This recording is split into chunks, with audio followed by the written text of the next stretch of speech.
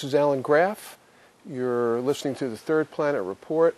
I'm here today at the home of General Merrill McPeak, who is a former general who's a member of the Joint Chiefs of Staff during the Gulf War.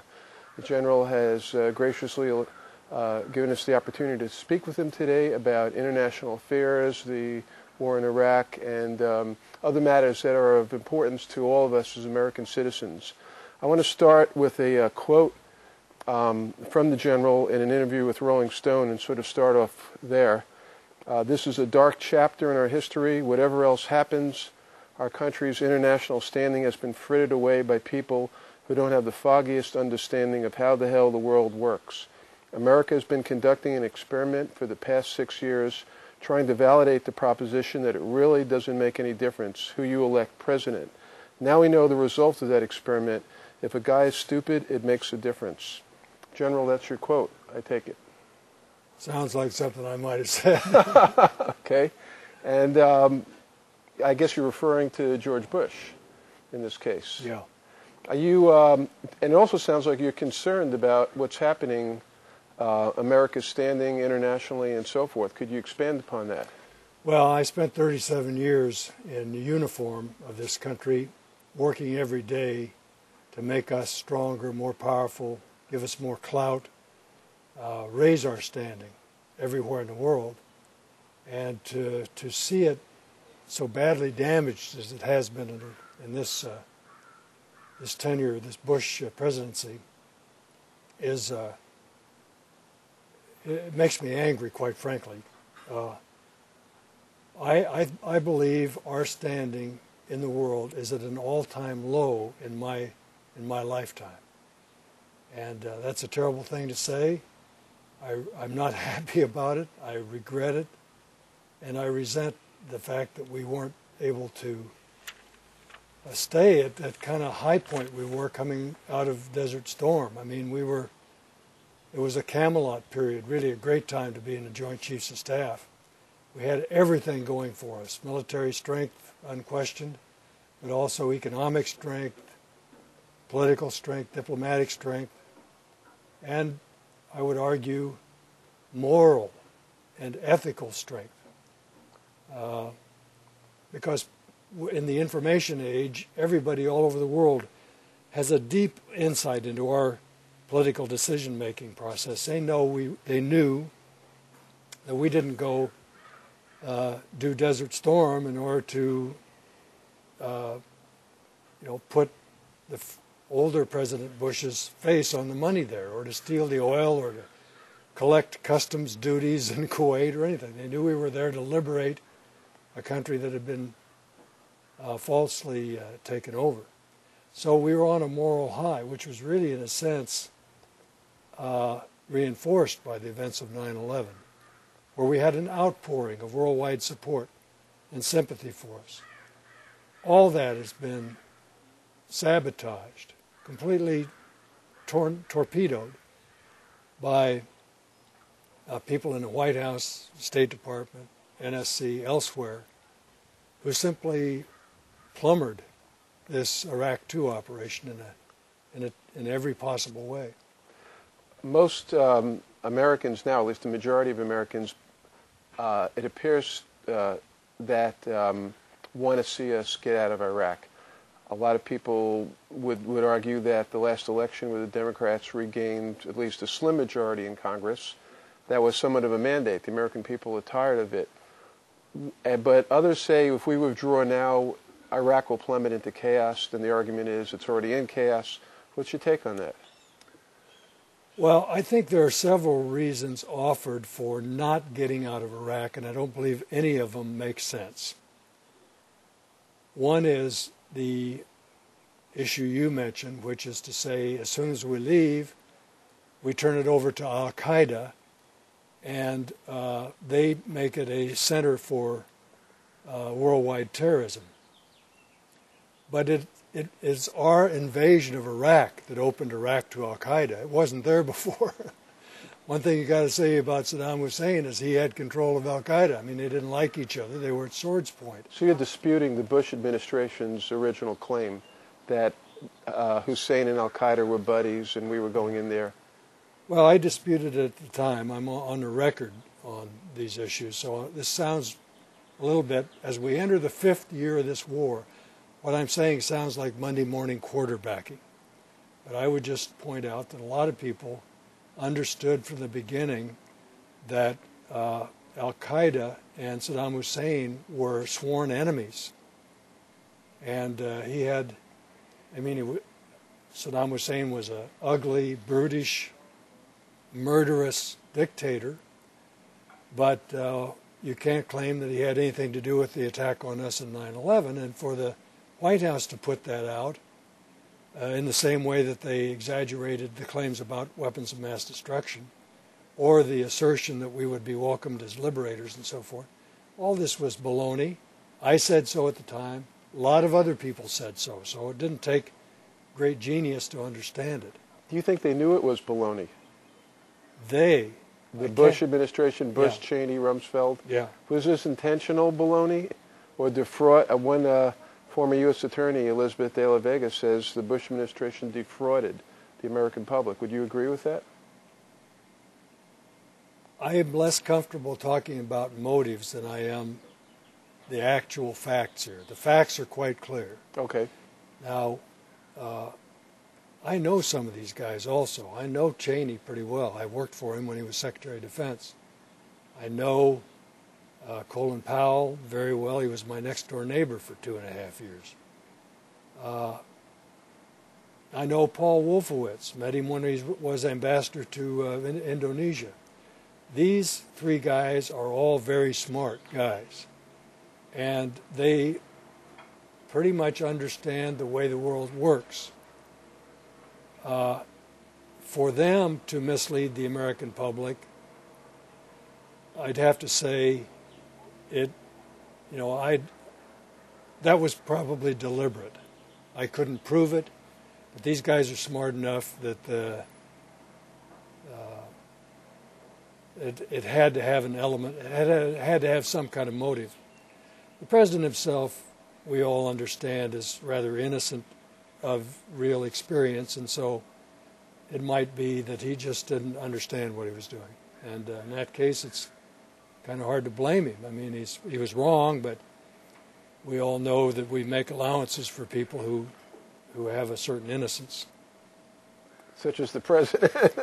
I think naivety might be criminal at the highest levels of office. When you agree? In politics, it's the greatest crime that can be perpetrated on a people. But in this case, it's our fault. Yeah. I didn't vote for him. I did, actually. I was in 2000. I was the Oregon chairman of Veterans for Bush. Okay. So some of this is my fault. I found out almost immediately that I'd made a mistake. It was clear from the beginning on a wide range of issues, not just Iraq, but the Kyoto Global Warming Treaty, the Landmine Convention, the International Criminal Court, our attitude towards the United Nations. In all these ways, the Bush administration was a huge disappointment from the beginning. And very shortly, I re-registered as an independent in this state. And as you may know, I worked for Howard Dean as an independent, and I worked for John Kerry as an independent. I've recently re-registered as a Democrat, so now I've gone all the way over to the enemy camp. Okay. Let's go back to withdrawal. You know, there's all different camps out there. The American people, you know, at least the majority of them, seem to want to get us out sooner rather than later. A lot of it has to do with a lot of our kids are getting killed in a civil war, you know, just in the middle, and whatever we do, it just appears that it's not getting any better. Why not leave now if we're going to leave, if we're ever going to leave? Well, I favor committing ourselves to departure. I believe that you can't leave now in the sense that, poof, everybody's gone. You know, if you started now, it would be 6 months before you could get out of there, because you've got a massive withdrawal to manage, and it has to be managed against certain timelines and logistics considerations and so forth. I favor, in other words, a commitment to departure as early as feasible. I do not think it's a good idea to establish a public date certain by which we're gone, because that gives up too many options to people who want to do us damage. But I would make it clear to the Iraqi government that we're leaving soon, and we're going to get started on it right away. In a sense, I believe there are some things we could do that are probably more important than immediate departure, and would make a statement that would begin to restore our position in the world, if not in the Middle East. I think our position in the Middle East is probably sabotaged for a century or so. I mean, we're not going to recover from this anytime soon. But with the rest of the world, there are some practical steps that we could take now and announce now. And in the context of a public affairs posture that would begin to restore our position, I would favor some of those things. Yeah. How about something like a Marshall Plan where Halliburton isn't involved in, where we're paying money to our buddies who helped get us into office, but instead some sort of international plan to rebuild a country that we basically helped destroy. Here's the cradle of civilization, and look what's happened to it. Well, economic assistance doesn't make any difference until you stabilize the situation there. So the announcement of a kind of Marshall Plan for Iraq, I think, would not be an immediate step. I mean, we would have to say, once things get settled down, we're willing to help you get back on your feet. I'm talking about something we could announce today, this afternoon, and there are a handful of such things, but they're important things, and I would favor doing them immediately. So let me just cite a couple of examples. Yeah, please. I think we should bulldoze the prison at Abu Ghraib, just dynamite it, blow it up, and plant a garden where it exists today, and announce that we're going to do that. I believe we should immediately fire 20,000 or so contractors, civilian contractors in Iraq that are not in the assistance business. The Pentagon's been a little cute about what the number is here, but it's clear that we have north of 100,000 civilian contractors in the country. Most of them are at work trying to restore the electricity grid or fix the oil fields up or whatever. And I would leave, but there are at least 20,000, as near as I can tell, that are simply gunslinger, armed mercenary types, actually involved in either combat or something pretty close to combat operations. Like Blackwater, for instance? Like Blackwater. I would get these guys out this afternoon, before sunset. They're an insult to our uniformed military. If our Army's not good enough to do the combat job, let's fix our Army. I mean, I don't care what you think of the Army, it's our Army. It's part of our traditions, our heritage. It works inside a uniform code of military justice. In other words, a set of rules apply to it. We train it, we discipline it. None of those conditions apply to these civilian contractors, many of whom are from overseas, Chileans, South Africans, Serbians, some very tough guys, and I'm sure it'd be nice to have them around in a fight. But as I say, it riles me up, and it ought to rile anybody who's ever worn a uniform, that we can't hire our own uniformed guys to do the fighting. We're building a dozen or so main operating bases in Iraq. Again, the Pentagon's been a little tricky about the number and how much money's going in there and so forth, but 10 or a dozen large bases. I would announce this afternoon that we are suspending all construction on those bases. So there are a number of things you can do. Just to let the Iraqis know that we're not planning to stay there forever. No, I just think it's a waste of money. Okay. I mean, we can't stay. I mean, in the beginning, you could have argued that we should go to Iraq and stay 100 years, be an imperial presence in Iraq. And you could make a very good argument for this. I mean, after all, we've been in Germany for 60 years or so. We've been in Japan 60 years, been in South Korea 50 years. In all three of those spots, we have created a robust, prosperous, democratic institutions. We have a lot to be proud of. And so our presence in a country as an occupying power is not a bad deal necessarily.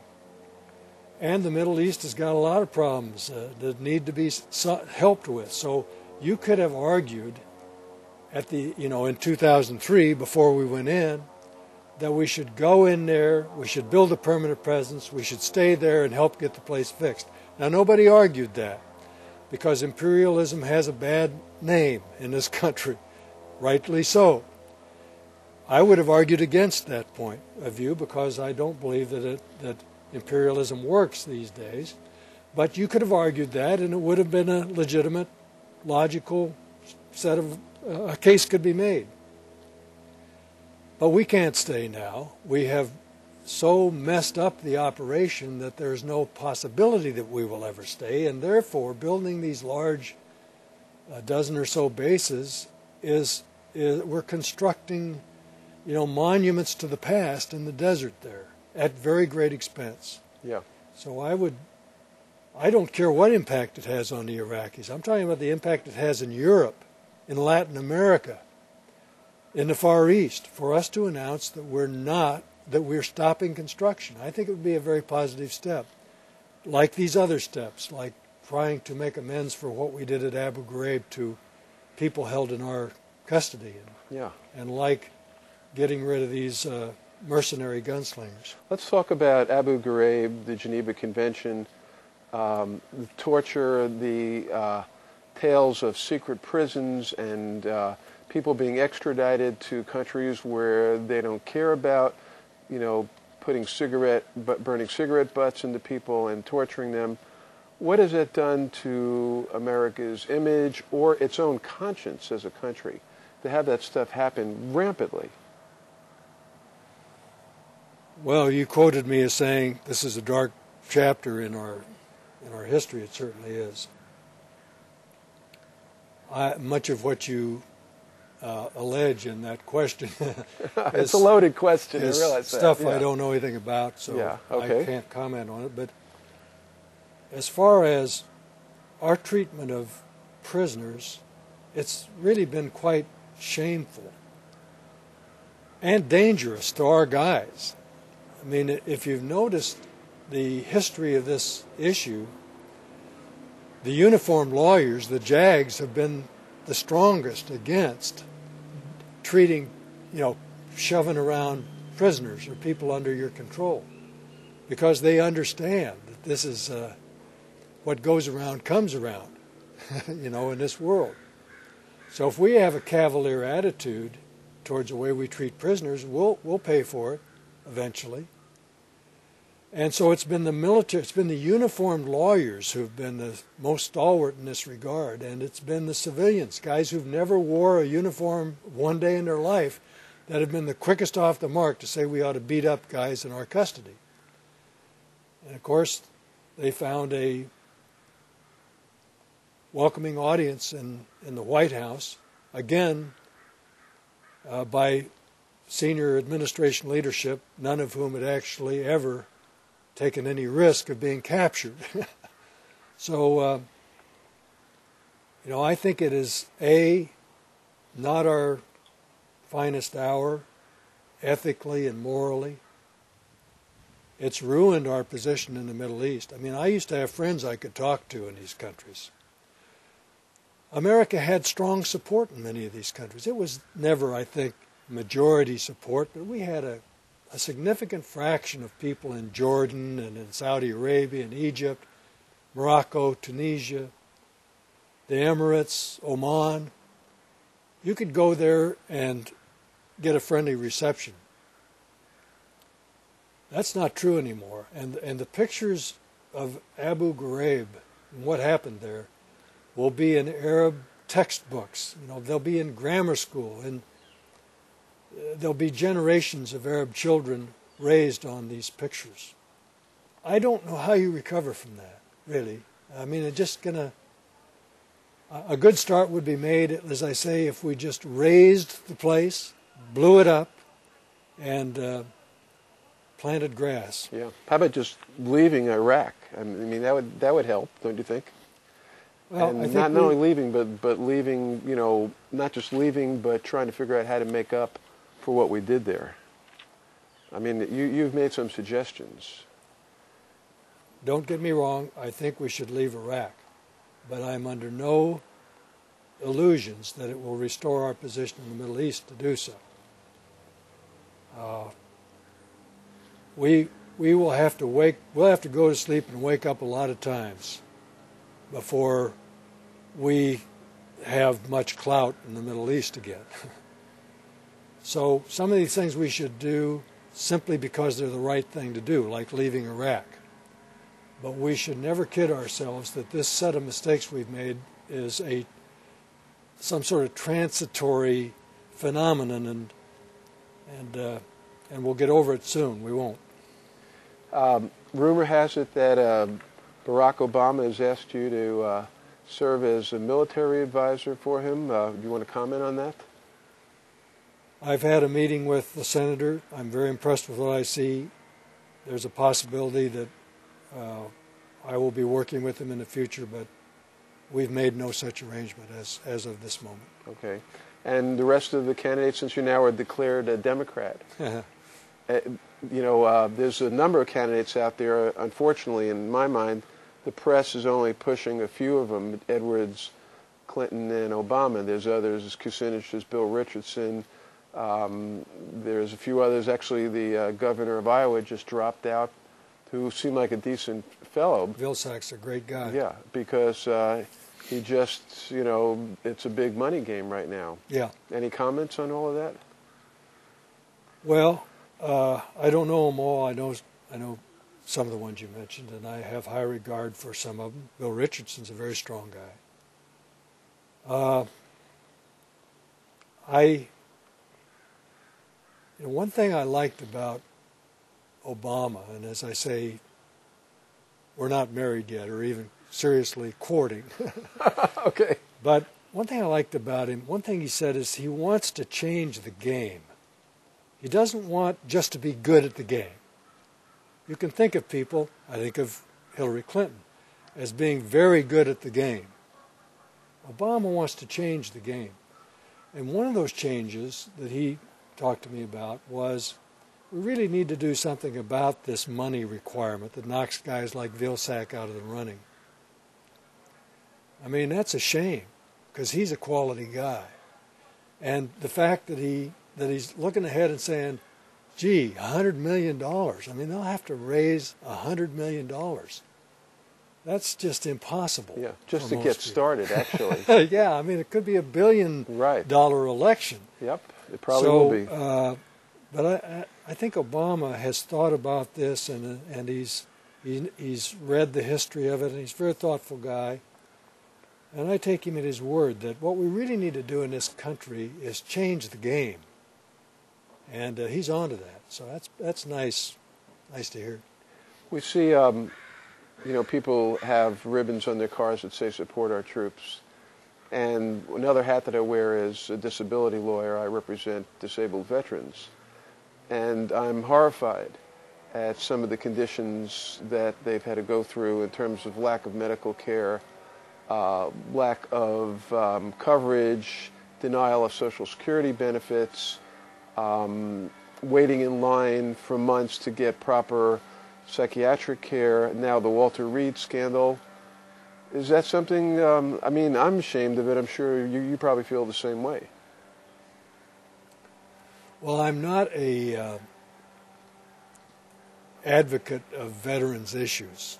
I have a lot of friends that are, and I support them, but I don't that's a kind of a narrow interest, a parochial interest. The problem in this country is health care, not just for veterans, for everybody. And it's in a crisis. A lot of dimensions to that, but and a little, some of them beyond my area of expertise, quite frankly. But we need to fix health care. I sit on corporate boards around this country, and I can tell you it's driving business crazy because it's a huge cost disadvantage to have to compete with countries where they do this differently and in a more rational way. So, yes, we need to take care of our guys that go fight for us and get banged up in the process. Well, we need to take care of everybody in this country a lot better than we're doing. Absolutely. Iran is, it's been a thorn in the U.S. side for a long time. We've had, one of the reasons maybe is we installed the Shah in there. We've been messing with other people's politics in the Middle East, and maybe it's coming back to haunt us now.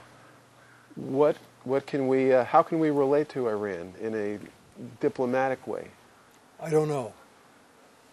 There's a big debate in academia about when the war on terror, in quotes, started. I really don't regard that term as being very useful. Sort of like the war on drugs, or the war on poverty. In other words, it's an example of the political use of language rather than any serious concept. But if there is a war on terror, it probably started in Jimmy Carter's administration when the Iranian embassy was hijacked and a lot of our people were held hostage for a long time, probably led to the defeat of Carter after his first term. So Iran has been around as a problem since when? 70, 80, I guess, whenever it was that... Problem to the U.S., at least. They don't consider themselves a problem. Well, look, after that event, Americans started getting murdered in the Middle East routinely. Yeah. And a lot of other stuff happened. Airplane hijackings and a lot of other things that weren't commonplace beforehand.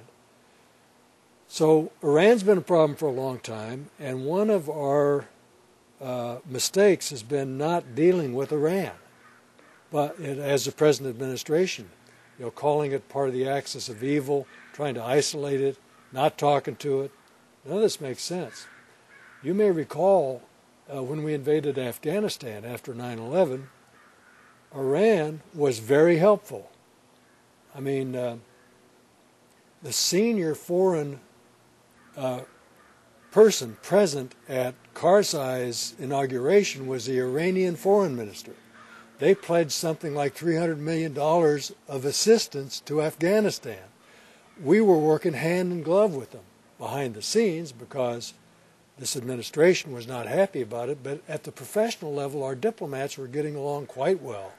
And you can imagine we needed to, because much of the Afghanistan problem has got intimate ties to Iran. We could have leveraged our good relationship, our burgeoning, developing relationship with Iran into a much better situation. Instead, we went on an axis of evil, screed, and we blew that possibility. So I regard Iran as a key problem. It's a much bigger problem than Iraq ever was. It's a world-class problem. And I regard the way we have this administration has dealt with it, and others administrations as well, but this administration has been the worst in this particular. I regard them as being careless and amateurish in the way they've dealt with it. You've spoken in the last 30 minutes or so about many mistakes that the Bush administration has made.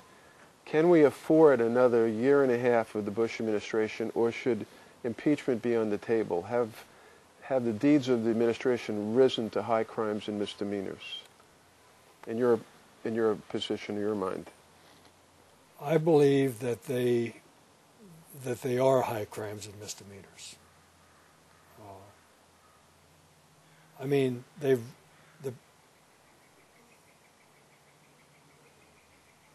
me just end it at that. Okay. There is a point at which stupidity becomes criminal. and we're well past it. However, I don't think that impeachment makes any sense at all. I mean, if we ought to impeach ourselves. We not only elected this guy once, we elected him twice. It's our fault. And if we want to get even with anybody, we ought to look ourselves in the face and say, I'm not going to do that again. But I don't believe impeachment would, in the next year and a half, doesn't make much sense to me. One last question. You talked a little bit about how imperialism has a bad name in this country, and in fact, we've occupied other countries like Germany and Japan. I'm sure they would look at it that way, and those countries have prospered. Are we looking at, and I'm sure as a military man you've studied history, is the empire, the United States as an empire crumbling? Is that what we're seeing? Well, I hope not. It's a pretty young empire, really. We've only been an international power for a little over a century, I would say, starting with the Spanish-American War and our occupation of the Philippines. It was really the very beginning of a sort of an imperial America. But it wasn't really until after World War I that I think people in general accepted us as a true world power, and until the end of World War II that we actually were present globally, in the sense that imperial powers often are thought of as being. So if it's sunset on the American empire, it only lasted 50 years or so, 100 at the outside.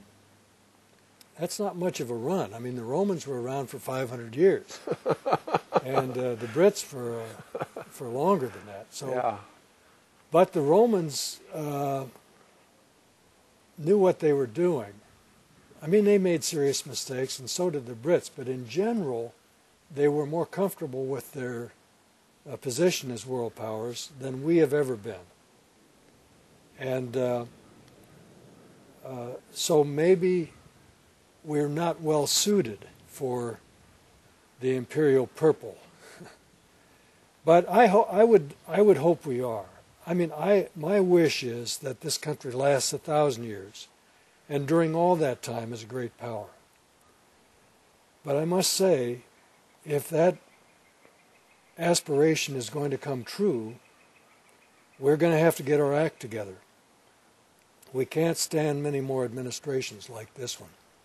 I'm hoping when you say last as an imperial power, you mean in a benevolent sense and not in a sense where we're dominating other people for our sole benefit. That's, but correct me if I'm wrong. I think it benefits us to have a very strong position in the international stage. And if it's done properly, it benefits the world. Look, we took down the Soviet Union, or there's a sense in which you could say the Russian people took down the Soviet Union because they finally figured out there was a competing way of life that made more sense. American colleges and universities are a magnet for drawing the children of influential and wealthy foreigners, and I celebrate that. Our culture, our music, and so forth, has a certain attractiveness. Not always comfortable for me, but I mean, rock and roll is in some ways an American contribution. And so our impact culturally, educationally, can be beneficial. And I would hope that our diplomatic strength, our economic strength, our political strength, the strength we convey just by being on television. People all over the world watch CNN. I was in Shanghai recently in a hotel room in China. I'm watching CNN. A debate about some political issue in the United States. Everybody in the world has visibility into our processes, good and bad. I mean, it is why we were supported when we went into Afghanistan and why we were opposed when we went into Iraq. because our processes are so limpid. You can look right into us to the bottom. And so when our motives are bad, people see that. They saw that in Iraq. And when our motives are good, on the side of the angels, they support us as they did in Afghanistan. That's the sense in which I say, I hope we're influential for 1,000 years. Perhaps not imperial in the sense that the Romans were out there putting forts in the middle of German forests. But my hope is that America has enormous clout, and it lasts for a long time. Okay. Thank you, General McPeak. I appreciate you spending time with us today. Sure. This is Alan Graff. You've been listening to the Third Planet Report. I'm here in Lake Oswego. Thank you and good day.